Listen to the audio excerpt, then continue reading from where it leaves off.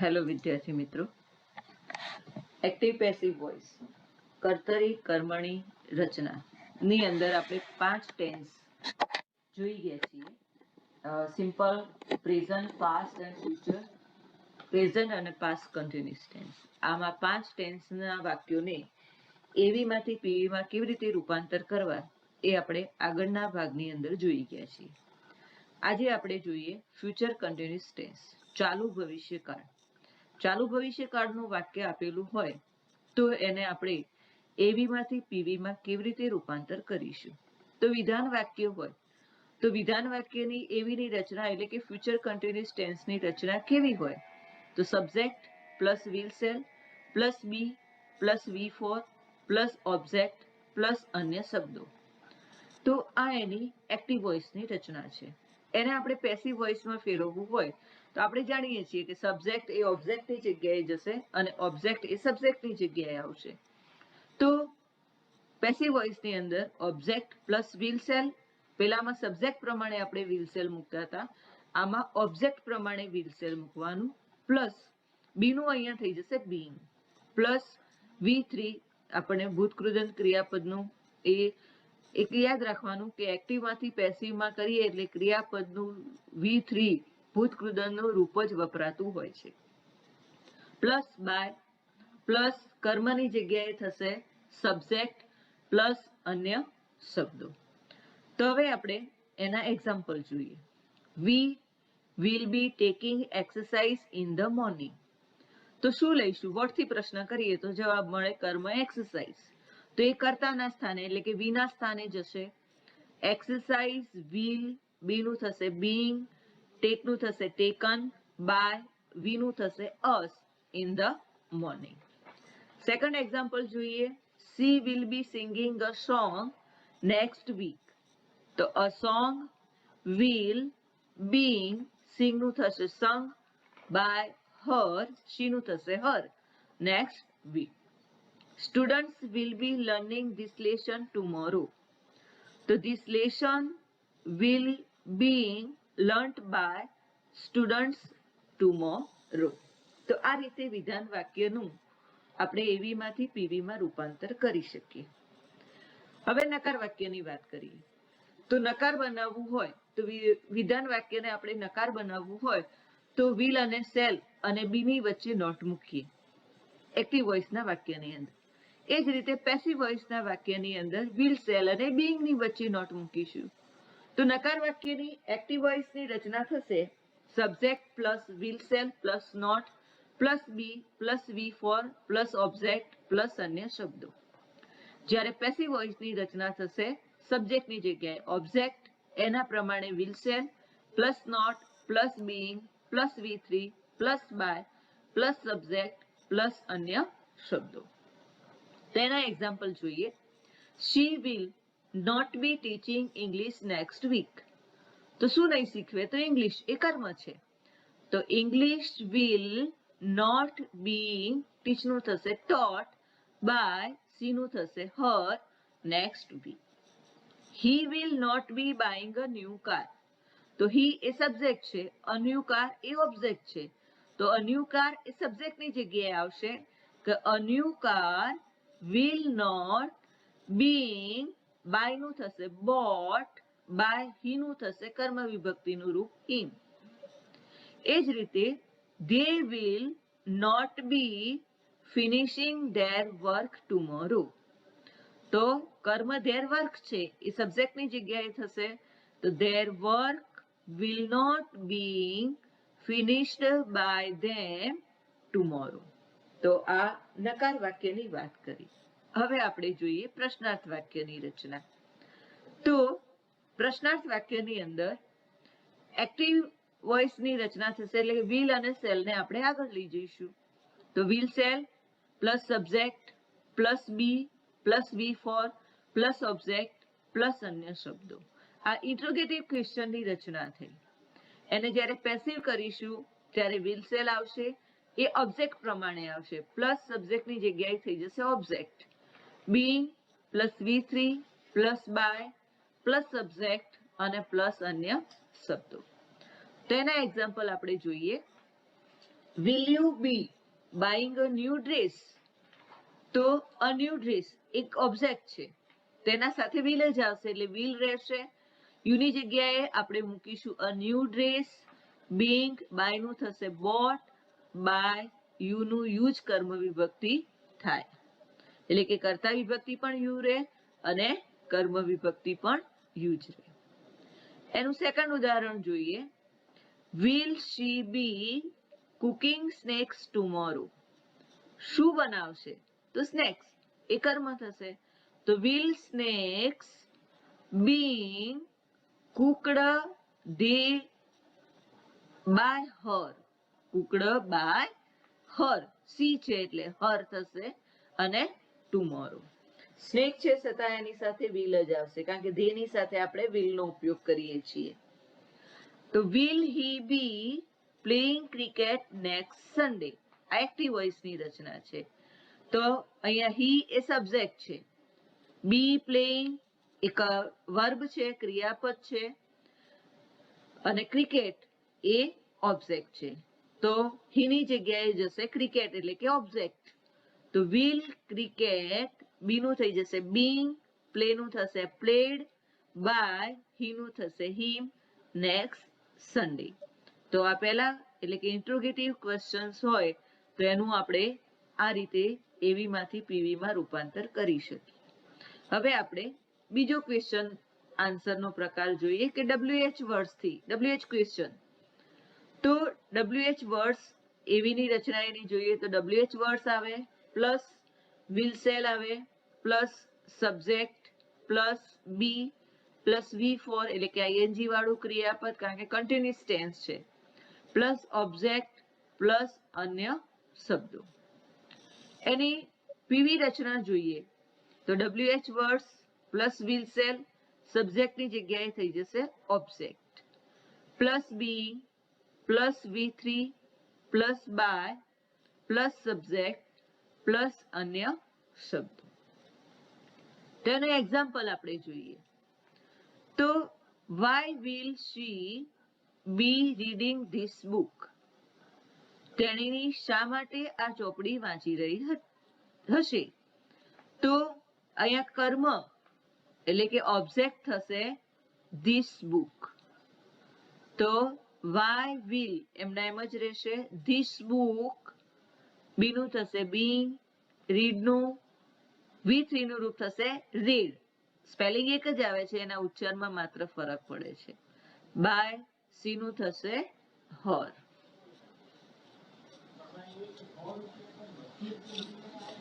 What will he be finishing tomorrow? એ active વોઇસની રચના થઈ. એને પેસિવ કરીએ તો what will be finished by him tomorrow? હવે what છે તો કર્મ જાણવા માટે આપણે what થી જ પ્રશ્ન કરીએ, માટે અહીંયા કર્મ આપેલું નથી એટલે what will પછી આપણે સીધું being લખીશું કારણ કે કર્મ નથી આપેલું માટે. finished by he નું થશે him. when will they be completing their homework? તો શું પૂરું કરશે તો their homework. તો when will their homework being completed by they નું થશે them. હવે આપણે એની ત્રીજી રચના જોઈએ. ત્રીજી રચના WHO એટલે કે who કોણ કર્તા જાણવા માટે આપણે જેનો ઉપયોગ કરીએ છીએ તે. તો who વાળી રચના હોય તો શું ફેરફાર થાય? તો who પ્લસ will અથવા shall plus be plus V4 plus object plus અન્ય શબ્દો આ એની એક્ટિવ વોઇસની રચના થશે. એની પેસિવ વોઇસની રચના જોઈએ તો by whom plus will shall. By whom થઈ જશે કારણ કે કોને સબ્જેક્ટ નથી આપેલો, આપણે બાય સબ્જેક્ટ લખતા એની જગ્યાએ અહીંયા આપણે બાય whom એ વાક્યની શરૂઆતમાં લખીશું. Plus will cell plus object plus being plus V3 plus અન્ય શબ્દો. તો એના એક્ઝામ્પલ જોઈએ તો who will be teaching English subject? અંગ્રેજી વિષય કોણ શીખવશે, શીખવી રહ્યું હશે? આ એની એક્ટિવ વોઇસની રચના થઈ. તો બાય whom, પછી ઇંગ્લિશ પ્રમાણે એની સાથે આવશે will, English subject being taught. અહીંયા બાય સબ્જેક્ટ લખતા હતા, he કે him લખતા હતા, એ આવશે નહીં. who will be joining this job tomorrow? તો by whom will this job being joined tomorrow? who will be telling the story next night? તો by whom will the story being told next night? તો આ રીતે આપણે future continuous ટેન્સના વાક્યો આપેલા હોય અને એવી માંથી પીવીમાં કેવી રીતે રૂપાંતર કરીએ એ જોયું. હવે આપણે જોઈએ પ્રેઝન્ટ પરફેક્ટ ટેન્સ, પૂર્ણ વર્તમાન કાળ. પૂર્ણ વર્તમાન કાળ હોય તો એને આપણે એવીમાંથી પીવીમાં રૂપાંતર કેવી રીતે કરી શકીએ? તો પહેલા એની વિધાન વાક્યની આપણે રચના જોઈએ. તો પૂર્ણકાળ હોય તો આપણે શેનો ઉપયોગ કરીશું? હેઝ અને હેવ અને V3 નો ઉપયોગ કરીશું. આ સૌથી સહેલામાં સહેલું પૂર્ણકાળ હોય એને જ્યારે એવીમાંથી પીવીમાં રૂપાંતર કરવું હોય તો સૌથી સહેલામાં સહેલું કાળ આરોએ છે. કારણ કે એમાં તમારે માત્ર ને માત્ર બિન વધારાનું મૂકવાનું થાય છે. ઓબ્જેક્ટ એટલે કે કર્મને કર્તાના સ્થાને લઈ જવાનું, કર્તાને કર્મના સ્થાને લઈ જવાનું અને બિન મૂકવાનું. V3 નું રૂપ ઓલરેડી એના મેઇન વાક્યની અંદર આપેલું જ હોય છે. તો આપણે એની એવીની રચના જોઈએ. તો subject plus has have plus V3 plus object plus અન્ય શબ્દો. તો એની પેસિવ વોઇસની રચના થશે object plus has have plus been plus V3 plus by plus subject plus અન્ય શબ્દો. તેના ઉદાહરણ જોઈએ.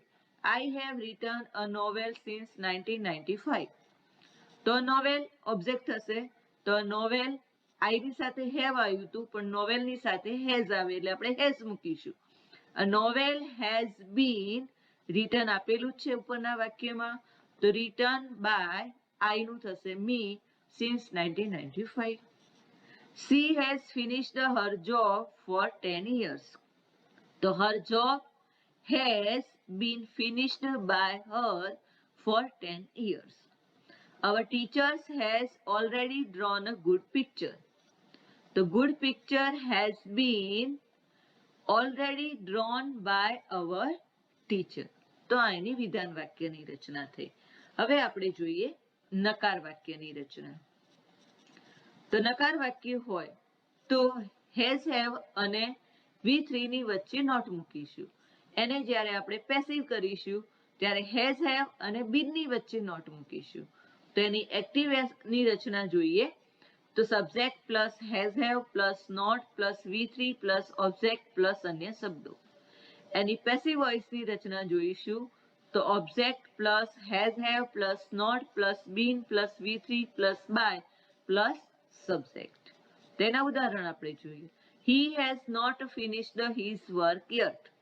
તો his work has not been finished by him yet.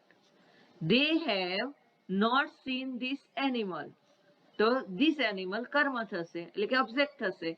This animal has, they હતો એટલે એની સાથે have આવ્યું. અહીંયા this animal ને લખીશું એટલે એની સાથે has આવશે.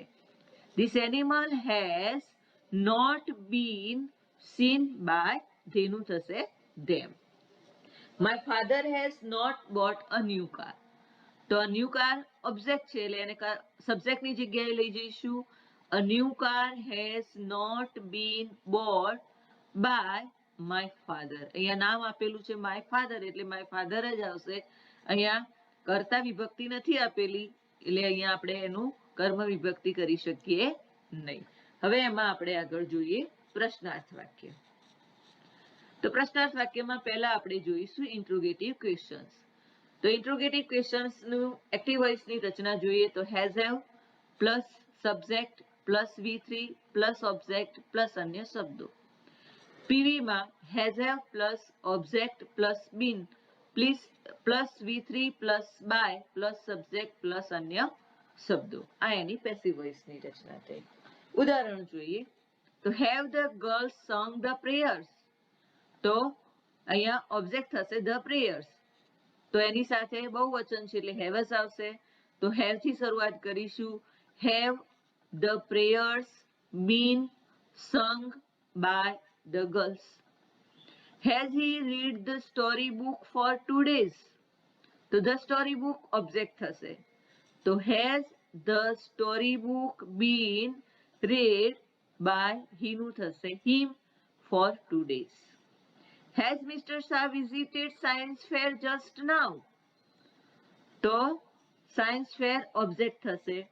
તો has science fair been visited by Mr. Shah just now? આ એની પેસિવ વોઇસની રચના છે. હવે બીજો પ્રકાર જોઈએ. બીજો પ્રકાર એટલે WH ક્વેશ્ચન. એટલે એની એક્ટિવ વોઇસની રચના થશે. WH words plus has have plus subject plus V3 plus object plus અન્ય શબ્દો. એની પેસિવની રચના જોઈએ તો WH words plus has have plus object plus been plus V3 plus by plus subject plus અન્ય શબ્દો. આ એની પેસિવની રચના થશે. એના એક્ઝામ્પલ આપણે જોઈએ તો why have you bought only notebooks. તો અહીંયા ઓબ્જેક્ટ થશે ઓનલી નોટબુક્સ. તો એની નોટબુક્સ બહુવચન છે એટલે એની સાથે હેવ જ આવશે. તો why have only notebooks been bought by you. અહીંયા કર્તા તરીકે યુ છે તો કર્મનું રૂપ પણ એનું યુઝ થાય છે. એની કર્મ વિભક્તિ પણ યુઝ થાય. What has C preferred. તેણીની શું પસંદ કરતી હતી. તો અહીંયા વોટ કર્મ જાણવા માટે પૂછાય છે એટલે કર્મ આપેલું છે નહીં એટલે કર્મ આવશે નહીં. તો what has been preferred by સીનું થશે હર. એટલે કે હેઝ પછી જે આપણે ઓબ્જેક્ટ મૂકતા હતા એ અહીંયા ઓબ્જેક્ટ વાક્યમાં આપેલું નથી એટલે એ આવશે નહીં. Where has she put a computer. તો અહીંયા ઓબ્જેક્ટ થશે કોમ્પ્યુટર. તો where has a computer been put by her. પુટનું V3 નું રૂપ પણ પુટ જ થાય છે એટલે પુટ જ આવશે. હવે એની ત્રીજી રચના આપણે જોઈએ હુ વાળી. તો એની એક્ટિવની રચના થશે who plus has have plus V3 plus object plus અન્ય શબ્દો. એની પેસિવની રચના કરીશું by whom plus has have plus object plus been plus V3 plus અન્ય શબ્દો. તો એના એક્ઝામ્પલ જોઈએ who has broken this glass. તો by whom has this glass been broken. Who has won the game just now? To by whom has object થશે the game been won just now. Who has written a story since 1995? To by whom has a story been written since 1995? Who has taught lesson number 1 just now? To by whom has lesson number 1 been taught just now? Who has seen this film? To by whom has this film been seen? તો આ રીતે આપણે બે tense future continuous tense અને present perfect ટેન્સના એક્ટિવમાંથી પેસિવમાં વાક્યોને કેવી રીતે રૂપાંતર કરાય એ આપણે જોયું. અહીંયા હોમવર્કમાં મેં તમને એ બંને ટેન્સના 10 વાક્યો એક્ટિવમાંથી પેસિવમાં રૂપાંતર કરવા માટે આપ્યા છે. એ તમારે લખવાના અને લખીને એનો ફોટો પાડીને ગૃહ કાર્યમાં મને ફરજિયાત મોકલવાના રહેશે. Thank you.